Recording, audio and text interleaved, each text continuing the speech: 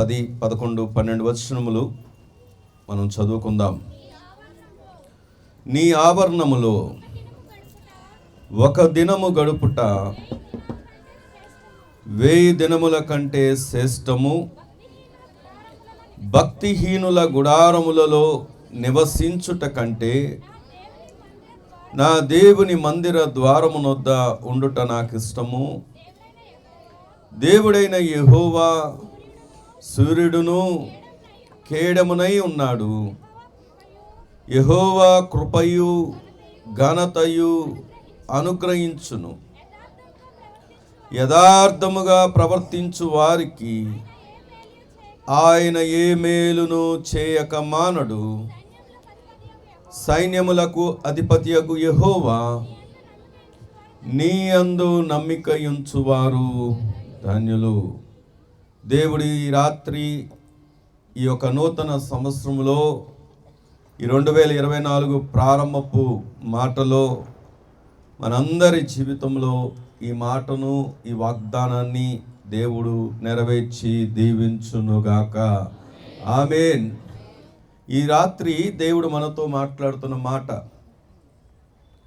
ఒక భక్తుడు తనకున్న ఆశను వ్యక్తపరుస్తూ తన ఆశను దేవునితోనే స్వయాన ప్రకటిస్తూ తాను చెప్తున్నటువంటి మాట ఏంటంటే, దేవుని మందిరంలో ఒక దినము గడుపుట 1000 దినముల కంటే శ్రేష్టం. ఆ శ్రేష్టమైనటువంటి దినము ఆయన కంపేర్ చేస్తూ, ఇదిగో దేవుని మందిరంలో ఉన్న ఆశీర్వాదం, దేవుని మందిరంలో దొరికే మేలు, దేవుని మందిరంలో ఉండే ఆ యొక్క గొప్ప ఘనత, కృప, వీటన్నిటినీ పోలుస్తూ ఒక వ్యత్యాసముతో కూడినటువంటి మాటను తీసుకొస్తూ చెప్తున్నాడు. ఏ మాట అంటే భక్తిహీనుల గుడారం. వినండి. ఈ రాత్రి దేవుడు తన వాగ్దానాన్ని మనతో మాట్లాడబోతూ ఉండగా 2023 సంవత్సరం ముగించి 2024లోకి అడుగుపెట్టాం. అది దేవుని కృప.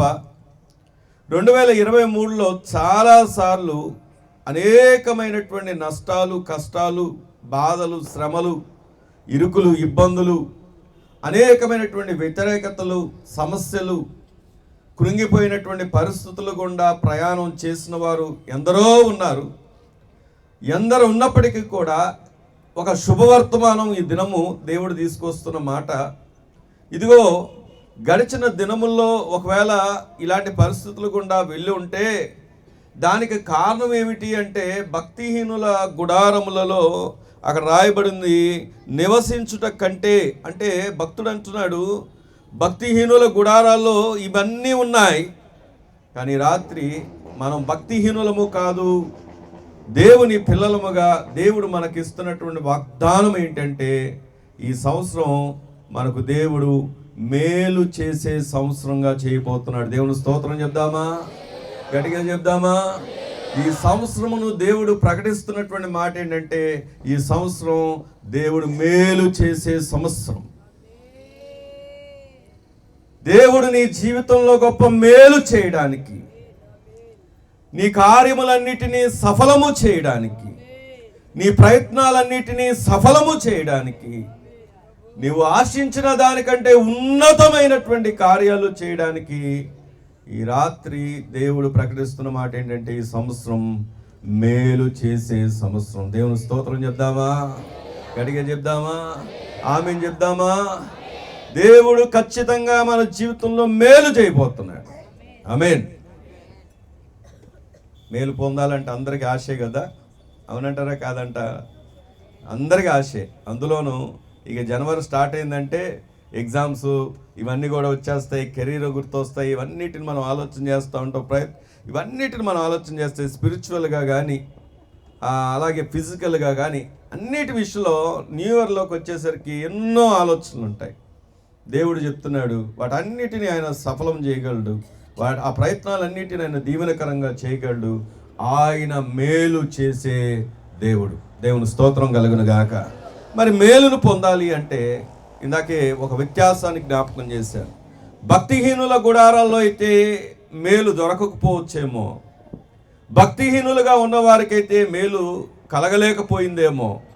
కానీ ఈ దినము, ఈ రాత్రి, ఈ నూతన సంవత్సరంలో ప్రభువు చెప్తున్నాడు, నీకు మేలు చేస్తాను, కానీ నాకు నువ్వు ఒకటి చేస్తావా అని అడుగుతున్నాడు. ఏం చేయాలి మనం అంటే, చూడండి, అక్కడే దేవుని వాక్యం దగ్గరకు వచ్చి ఆలోచన చేస్తే 10వ వచనంలో, నీ ఆవరణములో ఒక దినము గడుపుట 1000 దినముల కంటే శ్రేష్టం, భక్తిహీనుల గుడారములో నివసించుట కంటే నా దేవుని మందిర ద్వారం వద్ద ఉండుట నాకు ఇష్టం. భక్తుడు అంటున్నాడు, నాకు ఏదైనా ఆశ ఉందంటే నేను ఎప్పుడు కూడా కనిపెట్టుకొని ఉండేది ఏంటి అంటే దేవుని మందిరం. ఎవరైతే దేవుని మందిరాన్ని కనిపెట్టుకొని ఉంటారో, ఎవరైతే దేవుని మందిరం కొరకు ఆశ కలిగి ఉంటారో, ఎవరైతే దేవుని మందిరములో గడపాలని ఆశిస్తారో, వారికి ఎప్పుడు కూడా మేలే మేలే మేలే.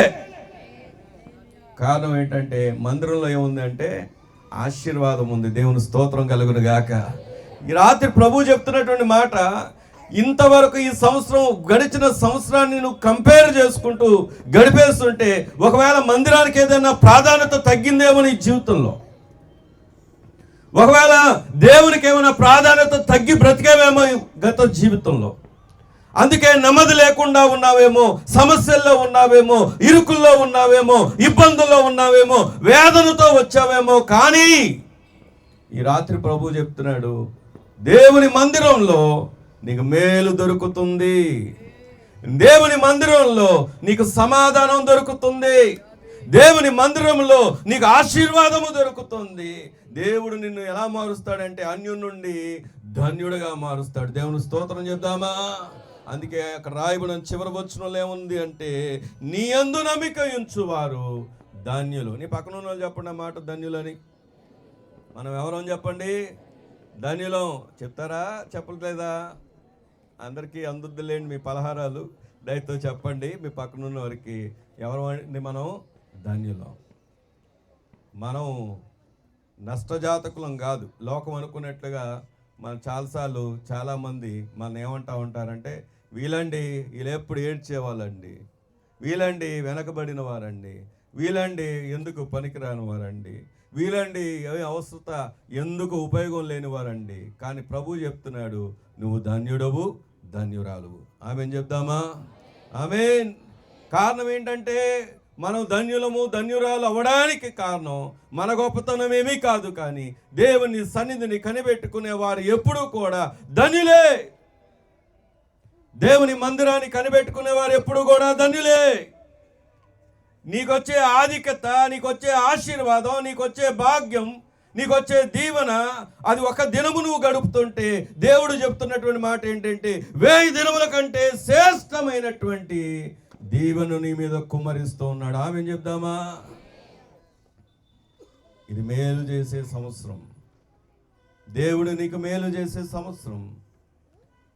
దేవుడు నీకు మేలు చేయాలంటే నువ్వు మందిరాన్ని కనిపెట్టుకొని ఉండాలి, దేవుని సన్నిధిని కనిపెట్టుకొని ఉండాలి, దేవుని ప్రజలను కనిపెట్టుకొని ఉండాలి, దేవుని సహవాసము కలిగి ఉండాలి, దేవునికి ప్రాధాన్యతనివ్వాలి.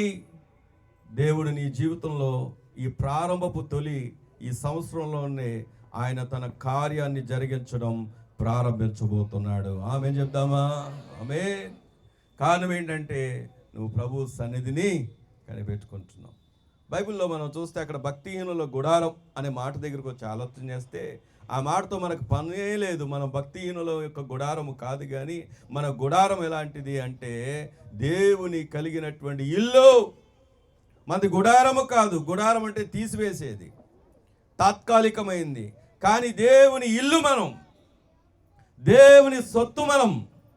అందుకే మనం ఆలోచన చేస్తే కొద్ది నిమిషాలు చూడండి, ఏప్రిల్కి రాసినటువంటి పత్రిక 3వ అధ్యాయం 4వ వచనాన్ని కనుక మనం చదువుకుంటే, ఏప్రిల్కి రాసినటువంటి పత్రిక 3వ అధ్యాయం 3వ వచనాన్ని చదవండి.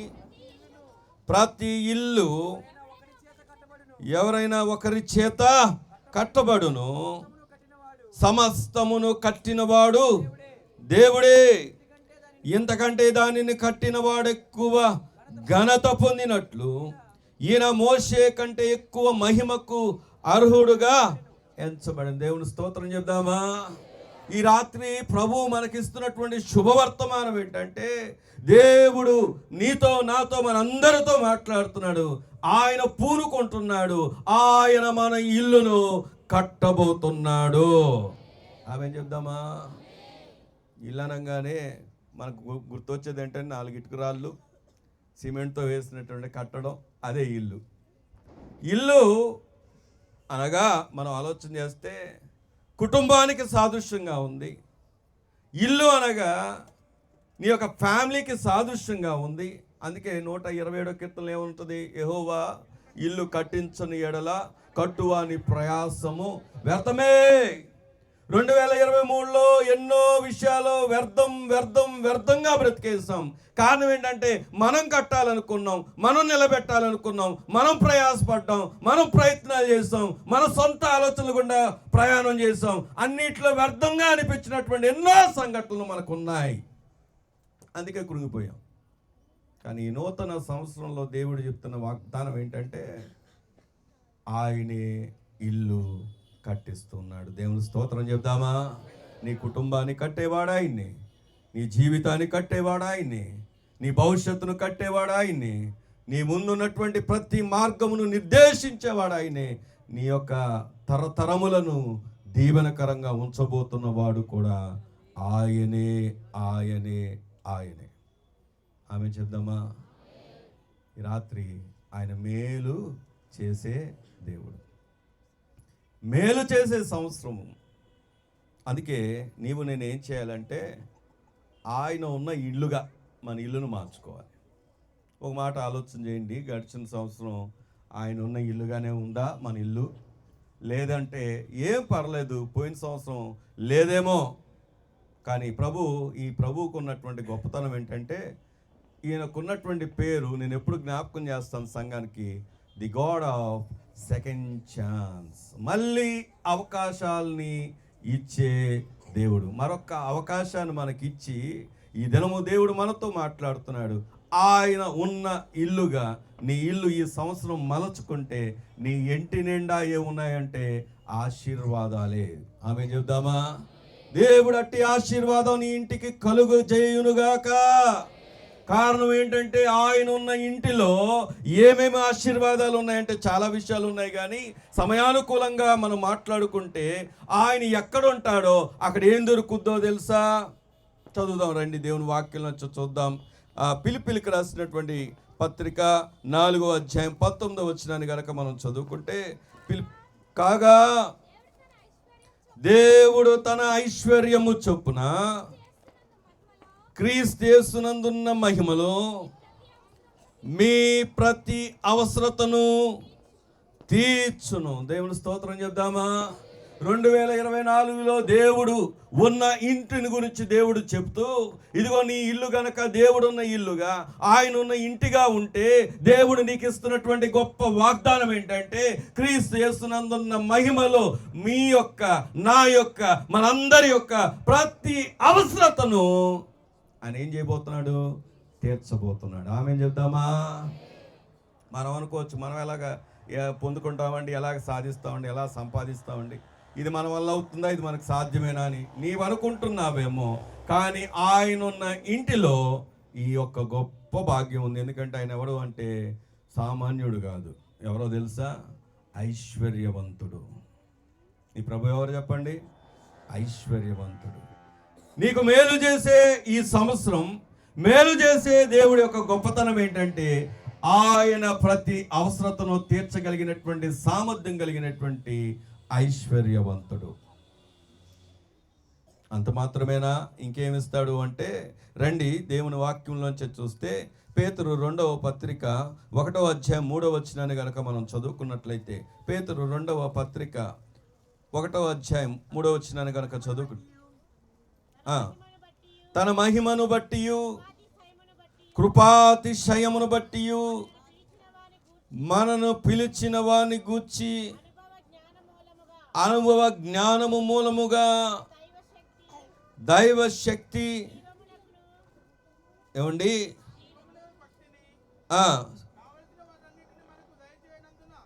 కావలసిన వాటన్నిటిని, జీవమునకును భక్తికిని కావలసిన వాటన్నిటినీ మనకు దయచేయుచున్నందున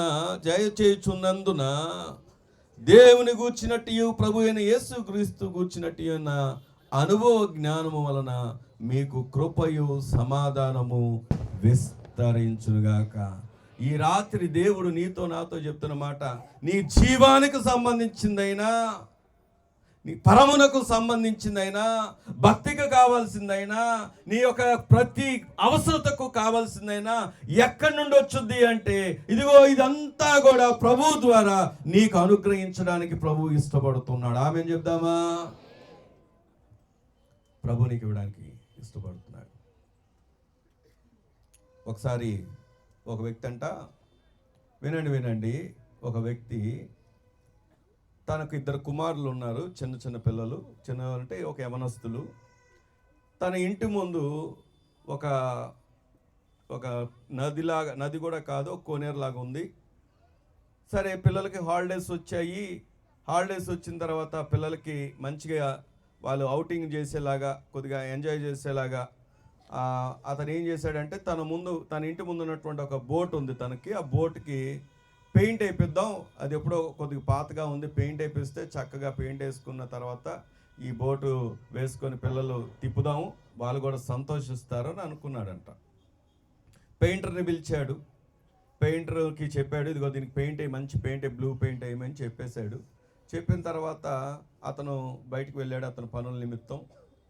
ఇతను పెయింట్ వేశాడు. నెక్స్ట్ డే జరిగింది ఏంటంటే, ఈ బోట్ యజమాని లేదా ఇంటి యజమానుడు వచ్చేసరికి పిల్లలు ఆల్రెడీ బోట్ ఎక్కేసి వాళ్ళు నీటిలోకి వెళ్ళిపోయారు. నీటిలోకి వెళ్ళిపోగా నేను కంగారు పడిపోయి, అయ్యయ్యో నా కొడుకులు అని పరిగెత్తుకుంటూ వచ్చేసి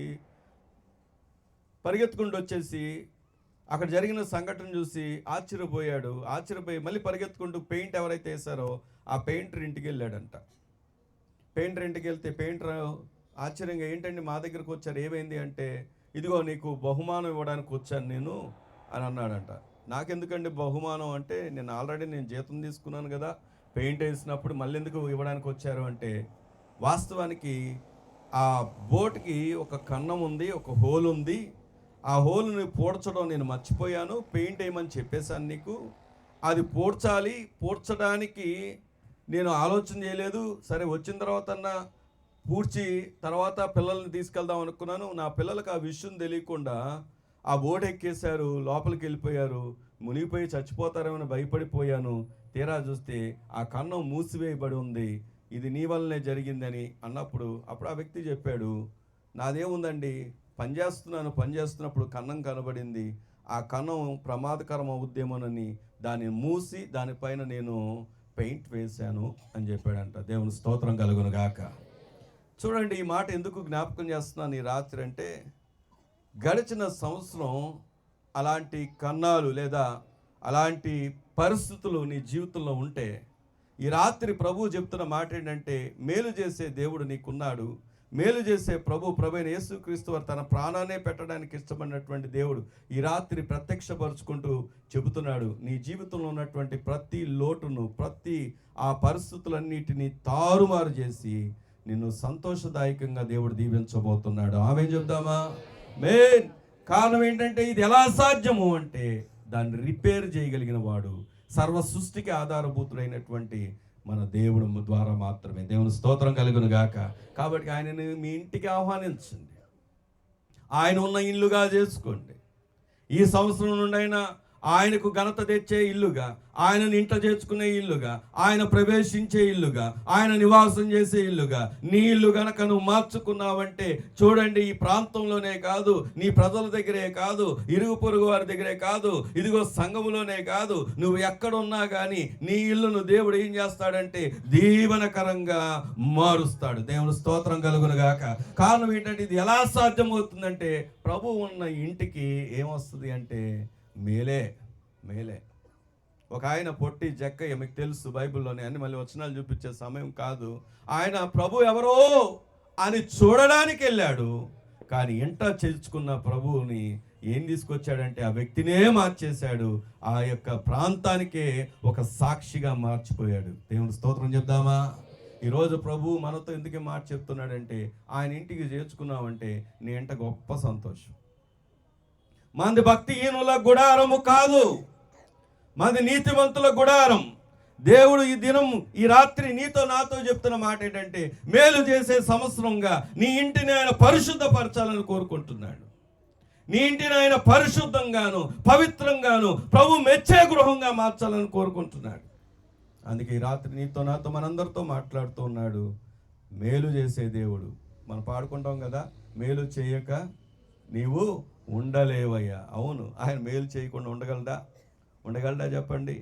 మనమే మేలు పొందుకోలేకపోతున్నాం, కానీ ఆయన ఎప్పుడు కూడా మేలు చేయగలిగిన దేవుడే. ఈ రాత్రి ఒక ఆచారంగా రావద్దు, ప్రభువుకి ఈ సంవత్సరం నుండైనా ఒక సమర్పణ హృదయంతో ఆయన యేసు ఎవరో చూడాలనుకున్నాడు, కానీ తన ఇంట చేర్చుకున్నాడు. తన జీవితమే మారిపోయింది.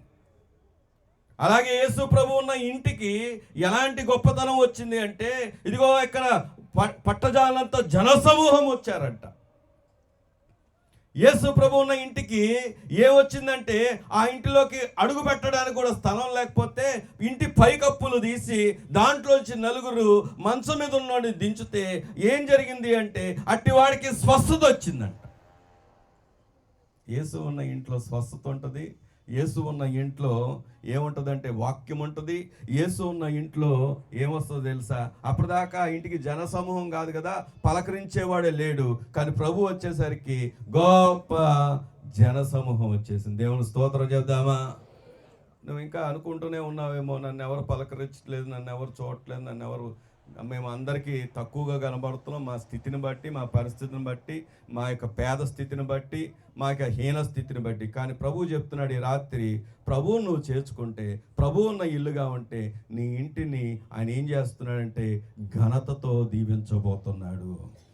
ఆమె చెప్దామా? నమ్మితే దేవుని స్తోత్రం చెప్దామా?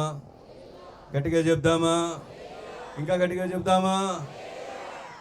వాళ్ళు చూడండి బైకుల మీద ఎలా తిరుగుతున్నారు.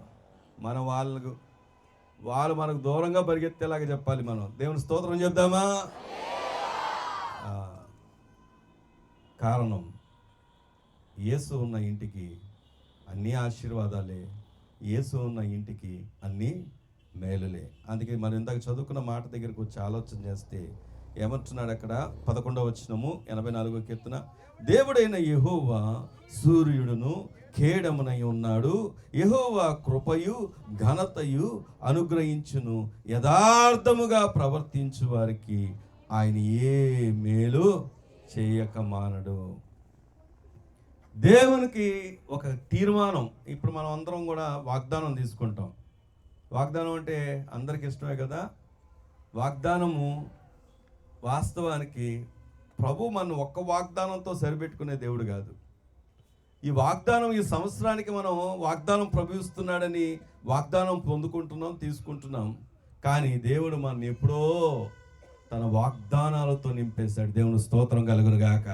మన జీవితమే దేవుడు అనుగ్రహించిన వాగ్దానం, మన బ్రతుకే దేవుడు అనుగ్రహించిన వాగ్దానం, విశ్వాసం దేవుడు అనుగ్రహించిన వరం.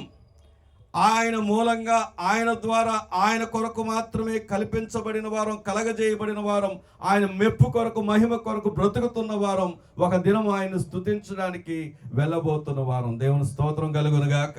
ఈ రాత్రి ఎందుకు దేవుడి మాట చెప్తున్నాడంటే, ఒక వాగ్దానంతో సరిపెట్టేవాడు కాదు. ఆయన వాగ్దానాన్ని ఇచ్చాడా, నెరవేర్చే దేవుడు. మరి నీ దగ్గర ఆయన కోరుకుంటుంది ఏంటంటే తీర్మానం. ఏం తీర్మానం? 2024లో ఉన్న నీ వాగ్దానం తగినట్టుగా నువ్వు నడుచుకోవాలి, ప్రభువుకు తగినట్టుగా నువ్వు బ్రతకాలి, ప్రభు కొరకు నువ్వు సమర్పించుకోవాలి, ప్రభువుకి నీ ఇంటిని అప్పగించాలి. ఆయన నీ ఇంటిలోకి ప్రవేశిస్తాడు. దేవుని స్తోత్రం కలుగును గాక. ఆయన వస్తే ఏం జరుగుద్దో తెలుసా? యాయిరు గురించి మనకు తెలుసు. పరిగెత్తుకుంటూ వచ్చి ప్రభు దగ్గరకు వచ్చి, అయ్యా నా కుమార్తె చావనై ఉంది రా అని చెప్పాడు.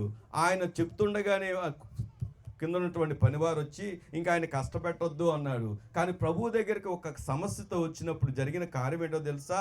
ఇక్కడ మాట్లాడుతుండగానే అక్కడ ఏం కలిగిందో తెలుసా? స్వస్థత కలిగింది. దేవుని స్తోత్రం చెప్దామా? అంతగా ప్రభు ప్రభావం కలిగిన వాడు, అంతగా నీ జీవితాన్ని మార్చగలిగిన వాడు ఆయన. నువ్వు ప్రభుతో చెప్పడం ప్రారంభించి సంవత్సరం, ప్రభువుకు దగ్గర అవడం ప్రారంభించి సంవత్సరం, దేవుడు నీ జీవితంలో స్వస్థతే కాదు అద్భుతాలే చేస్తాడు. దేవుడు స్తోత్రం కలుగును గాక. యేసు ప్రభు వారు వస్తే ఆ ఇంటికి దీవెన, ఆ ఇంటికి ఆశీర్వాదం. ప్రియ సహోదర సహోదరి, చాలా విషయాలు ఉన్నాయి, అన్నీ చెప్పే సమయం కాదు. కానీ ప్రభు అంటే మేలేంటో తెలుసా? ప్రభు అంటే ఆయన సన్నిధి మనతో ఉంటుంది. ప్రభు అంటే మేలేంటో తెలుసా? ప్రభు అంటే ఆయన సమకూర్పు మనతో ఉంటుంది. ప్రభు అంటే మేలేంటో తెలుసా? ప్రభు అంటే ఆయన భద్రత మనకుంటుంది. ప్రభు అంటే మేలేంటో తెలుసా? ఆయన్ని నిత్యము స్తుతించే ధన్యత మనకు ఉంటుంది. దేవుని స్తోత్రం చెప్దామా? నేను మళ్ళీ చెప్తున్నాను, ఇంగ్లీష్లో చెప్తాను ఇదే మాటలు. ఏంటంటే ఆయన ప్రెజెన్స్ ఉంటుంది, ఆయన ప్రొటెక్షన్ ఉంటుంది, ఆయన ప్రొవిజన్ ఉంటుంది, ఆయన యొక్క ప్రైజింగ్ ఉంటుంది. ఇవన్నీ ఎందుకు జ్ఞాపకం చేస్తున్నానంటే ఈ లైఫ్ని దేవుడు టర్న్ చేసే దినం, టర్న్ చేసే సంవత్సరంగా నువ్వు గనక ఆయనకు ఒప్పుకొని ఆయన దగ్గరికి వస్తే, ఆయనకు నీ హృదయాన్ని ఇస్తే, దేవుడు చెప్తున్నాడు ఈ రాత్రి ఆయన మేలు చేయబోతున్నాడు, మేలు చేయబోతున్నాడు. ఆయన సన్నిధి నీ జీవితాన్ని బాగు చేస్తుంది. ఆయన యొక్క సమకూర్పు నీకు కావాల్సింది అనుగ్రహిస్తుంది. ఆయన యొక్క భద్రత నీ క్షేమాన్ని ఇస్తుంది. ఆయన స్తుతి ఇక్కడ మాత్రమే కాదు, నిరంతరం ప్రభు సన్నిధిలో స్తుతించబోయే ఒక రోజు వస్తుంది. నేను ముగింపులో ఒక మాట చెప్తున్నాను. ఆయనను ఇంటికి చేర్చుకోవడం మాత్రమే కాదు, ఆయన ఇంటికి చేర్చుకుంటే కలిగే లాభం ఏంటో చివరిగా చెప్పి ముగిస్తాను. ఏంటో తెలుసా? ప్రభు ఆయన ఇంట్లో మనల్ని ఉంచబోతున్నాడు. ఆమెను చెప్దామా? ఎప్పుడు వస్తుంది ఆ రోజు? వినండి వినండి వినండి. యేసుక్రీస్తు వారు నర అవతారిగా ఈ భూమి మీదకి వచ్చి తను 33.5 సంవత్సరాలు ఈ భూమి మీద జీవించి 3.5 సంవత్సరాలు సువార్తను ప్రకటించి ఆయన చెప్పినట్టుగా ఏం చేశాడంటే తన ప్రాణాన్ని పెట్టి తిరిగి మరణించి పునరుద్ధరణి తిరిగి లేచి సజీవుడిగా వెళ్తూ వెళ్తూ ఒక మాట చెప్పాడు. ఏం చెప్పాడంటే, నేను మళ్ళీ ఒక దినము రాబోతున్నాను. ఎవరైతే తనను ఇంటికి చేర్చుకున్నారో, తన హృదయాన్ని ఇచ్చారో, ఎవరైతే నమ్మారో, విశ్వసించారో, రక్షించబడ్డారో వారందరికీ ఒక వాగ్దానం చేశాడు. ఏంటో వాగ్దానం తెలుసా? ఆయన ఇంటికి చేర్చడానికి ఒక దినం రాబోతున్నాడు. చూడండి, ఇక్కడ నువ్వు ఇంటిలో స్థానం ఇస్తే నీకు శాశ్వతమైన నివాసం ఇవ్వడానికి ప్రభు మనని ఏర్పరచుకున్నాడు. ఈ రాత్రి ఇంకా ప్రభు తెలియకుండా బ్రతుకుతూ ఇంకా ఇదే ఒక అవకాశంగా వచ్చి ఈ మాట వింటుంటే దేవుడు చెప్తున్నాడు, యేసు క్రీస్తునందు ఉన్నవారికి ఏ శిక్షా విధి లేదు. ఆయన ఒప్పుకున్న వారు, ఆయనను నమ్మిన వారికి ఇదిగో దేవుడు చెప్తున్న వాగ్దానం ఏంటంటే ఆయన ఉండే స్థలంలో మనని కూర్చుండబెడతాడు. ఈ సంవత్సరం ఏ సంవత్సరం చెప్పండి? మేలు చేసే సంవత్సరం. ఎవరు మేలు చేస్తారు? దేవుడే మనకు మేలు చేసే సంవత్సరం. మరి మేలు పొందుకోవాలంటే నీ హృదయాన్ని ప్రభుకి, నీ ఇంటిని ప్రభుకి, నీ ప్రభు దగ్గర నువ్వు నివాసం చేయి, ప్రభు సన్నిధిని వెతుకు. ఆ భక్తుడు అంటున్నాడు, మేము ధన్యులం. ప్రభు అదే మాట చెప్తున్నాడు, ఆయనను కలిగిన ప్రజలు ధన్యులు. ఈ రాత్రి మేలు చేసే సంవత్సరంగా దేవుడు నీ జీవితంలో తన ఉన్నతమైనటువంటి ప్రణాళికలు జరిగించి దీవించునుగాక. ఆమేన్. ప్రార్థన చేసుకుందాం. ప్రార్థన చేద్దాం. ఈ రాత్రి ఒక శుభవర్తమానం, ఒక వాగ్దానం నీ ముందుకు వచ్చింది. శుభవర్తమానం, యేసు ఎవరో విన్నావు. వాగ్దానం, ఆయన మేలు చేసే దేవుడు. ఆయన మేలు చేసే దేవుడిగా ఈ సంవత్సరం నీకు మేలు చేయబోతున్నాడు. నీ ప్రతి పరిస్థితుల నుండి, నీ ప్రతి విధమైనటువంటి పాయాల నుండి, ప్రమాదాల నుండి, వ్యాధుల నుండి, తెగుళ్ళ నుండి, లోకముల నుండి, కృంగుదల నుండి, సమస్యల నుండి, గడిచిన సంవత్సరం ఏ విషయంలో బలహీనురాలుగా ఉండి 2023 నాకు ఏ లాభం కలగలేదని అనుకొని బేరీజులు వేసుకొని కృంగిపోయి ఉన్నావేమో, ఈ రాత్రి ఆయన మేలు చేసే దేవుడని, నీతిమంతుల గుడారమును ఆయన దర్శించే దేవుడని, తనను చేర్చుకున్న వారిని ఆయన కాచే దేవుడని, ఆయనే ఇల్లు కట్టువాడని, ఆయనే క్షేమాన్ని ఇచ్చేవాడని, ఆయనే భద్రతని ఇచ్చేవాడని, ఆయనే ఘనతని ఇచ్చేవాడని, ఆయన నిన్ను గొప్ప చేసేవాడని ఈ రాత్రి ప్రభు జ్ఞాపకం చేశాడు. ఎవరు మౌనంగా ఉండొద్దు. ఒప్పుకుందాం, ప్రభు సహాయాన్ని అడుగుదాం. అవును, ఆయన మేలు చేసే దేవుడిగానే ఉన్నాడు. పొందుకోవడానికి, అందుకోవడానికి ఈ రాత్రి నువ్వు సిద్ధంగా ఉండాలి. ప్రార్థన చేసుకుందాం. హృదయపూర్వకంగా నిండు మనసుతో ఈ నూతన సంవత్సరం 2024 అద్భుత దేవుడు, అనంత దేవుడు, ఆది దేవుడు, సర్వ సృష్టికి జగత రక్షకుడైన దేవుడు ఈ రాత్రి నీకు మేలు చేయి ఉద్దేశించి నీకు మేలు చేయబోతున్నాడమ్మా.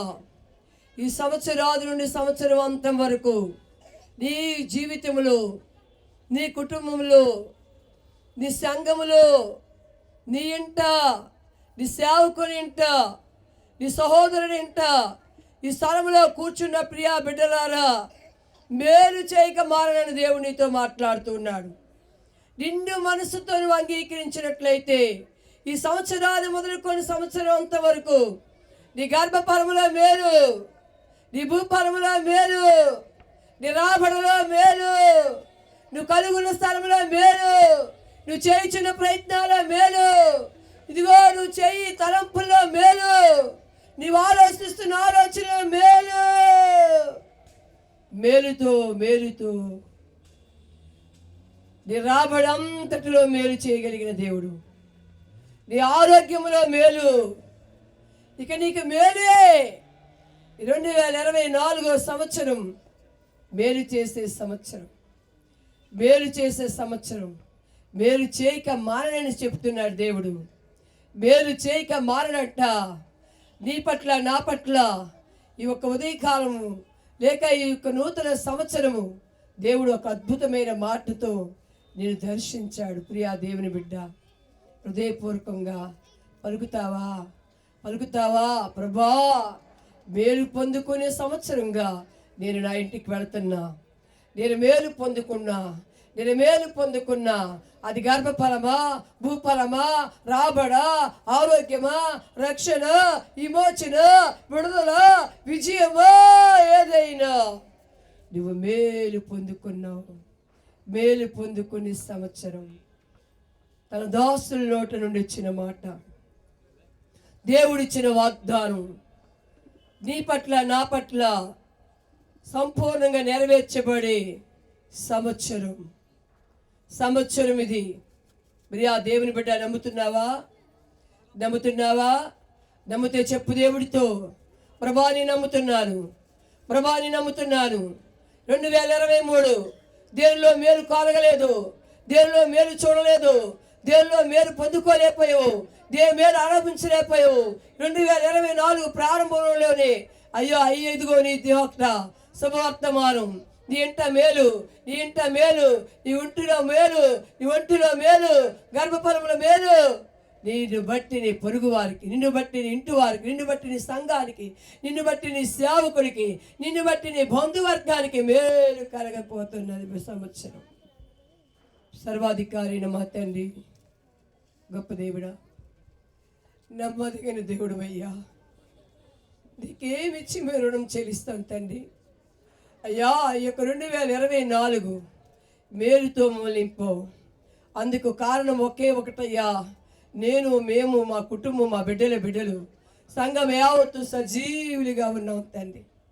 మేలుతో మా హృదయాన్ని తృప్తిపరిచావు నాయన. అందుకే రక్షణ పాత్రను చేతబట్టి మిమ్మల్ని స్తుతిస్తాం తండ్రి. ఇశ్రాయేలు దేవుడా, పరిశుద్ధుడా, నా రక్షక, మీకు స్తోత్రములు నాయన. దేవా, సంఘము నీది, సేవ నీది, కుటుంబాలు నీవారు.